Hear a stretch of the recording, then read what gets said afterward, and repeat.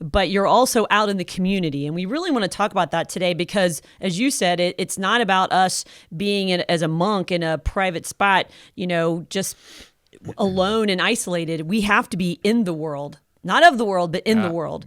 So how do you do that in your life? What does that look like for you? It's so interesting. And I appreciate you. It's a great question. It's a great question for all of us, I think, to kind of ponder. And it's not that I have some sort of science textbook answer, but the reality is that from my earliest days, like even when I was a young athlete, my life was greatly impacted by coaches. And when God placed in my heart this desire to evangelize, to be a minister, like one of the ways that I had experienced that, and never in a religious sense, but was through coaching. In fact, I first desired to be a coach before I ever thought about being a priest. Like that was my desire, was to be a coach.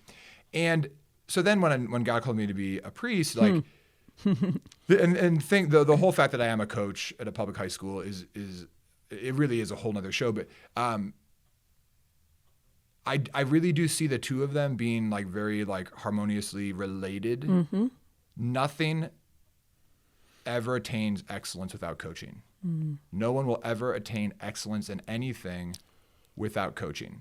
And you will not have an excellent athlete without coaching.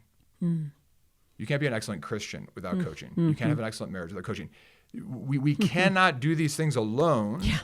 And so much of like my coaching, and I would hope that my athletes would say this, I really have no idea what they would say behind my back. I try to never They're ask teenagers, don't remember? ask. Yeah. But I hope that the goal that they see is that they see the bigger picture of what Father Meyer is trying to do as their coach.